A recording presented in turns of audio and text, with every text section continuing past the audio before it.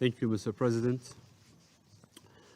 Mr. President, I will deliver the statement on behalf of the Syria Humanitarian coupon holders, Belgium, Germany, and Kuwait. At the outset, we would like to express our appreciation for Assistant Secretary General Arsa Muller for her comprehensive briefing on the humanitarian situation in Syria.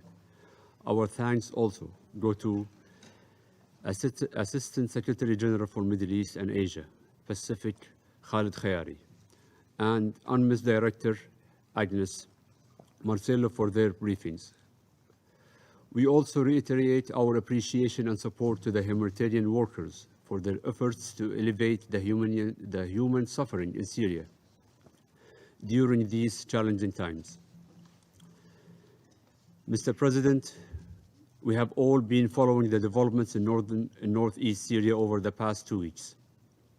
The effects of the Turkish military operation are deeply concerning.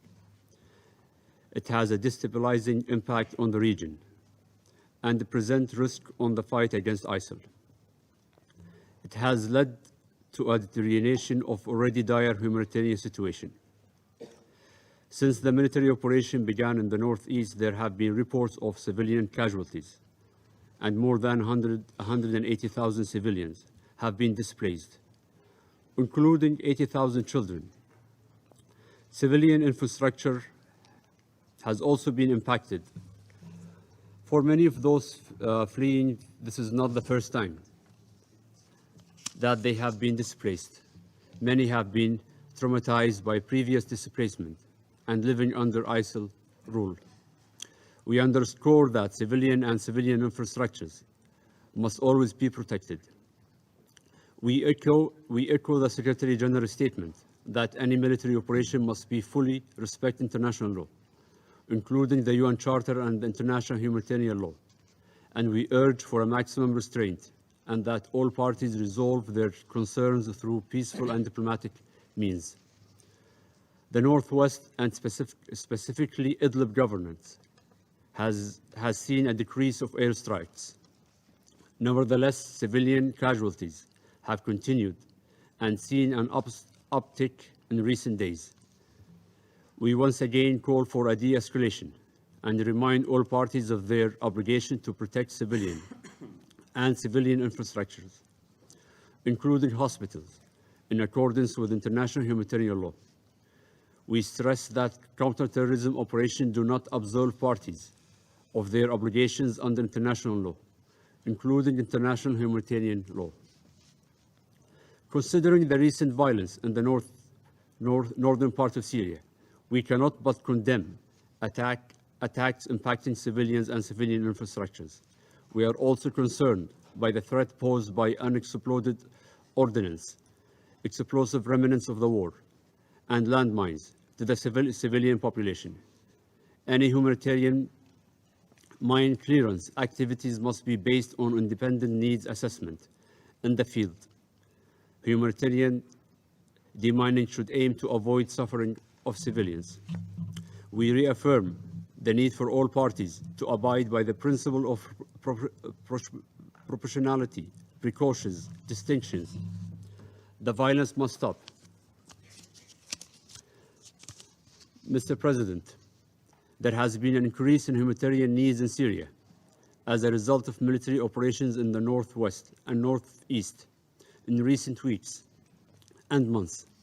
We underscore the need for humanitarian assistance to be delivered in a timely, safe, sustained, and unimpeded manner to all those in need, and for the United Nations and its humanitarian partners to be allowed to continue to carry out its crucial work in northern Syria.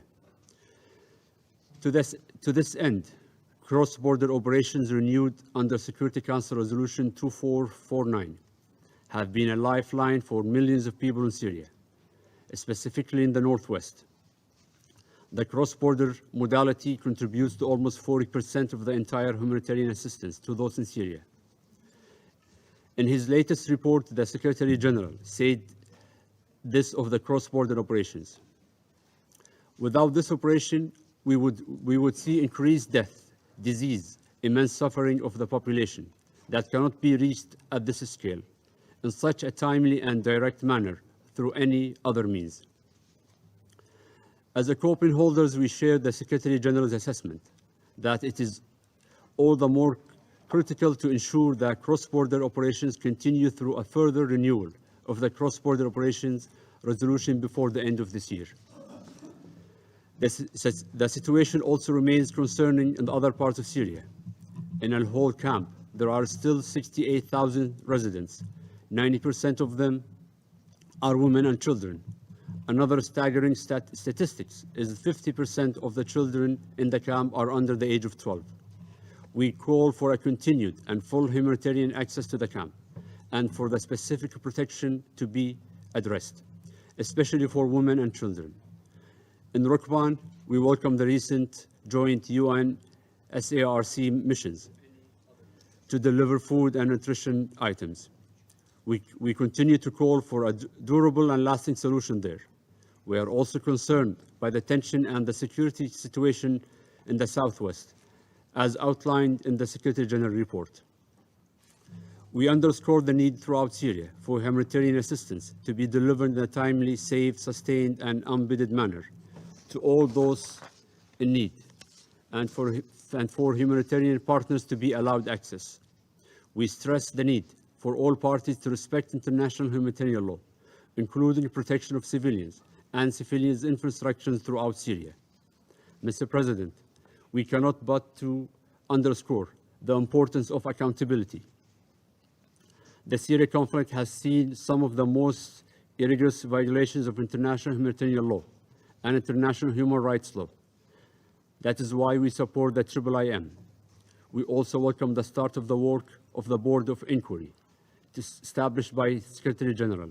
It is important to accomplish a quick and thorough investigations of the incident that took place, in particular, the attacks on facilities communicated under the deconfliction mechanism. With regard to the return of refugees, our position remained unchanged. All returns must be safe, voluntary, dignified, and well-informed. To conclude, Mr. President, as we have commemorated UN Day today to mark the entry into force of the UN Charter, a document that embodies the hopes, dreams, and aspirations of we the peoples. Let us not forget the hopes, dreams, and aspirations of the people of Syria, who have suffered far too long from this conflict. We hope that the Constitutional Committee that was agreed upon recently and expected launch its work at the end of the month will be the first step toward a comprehensive political process in line with Resolution 2254. Thank you.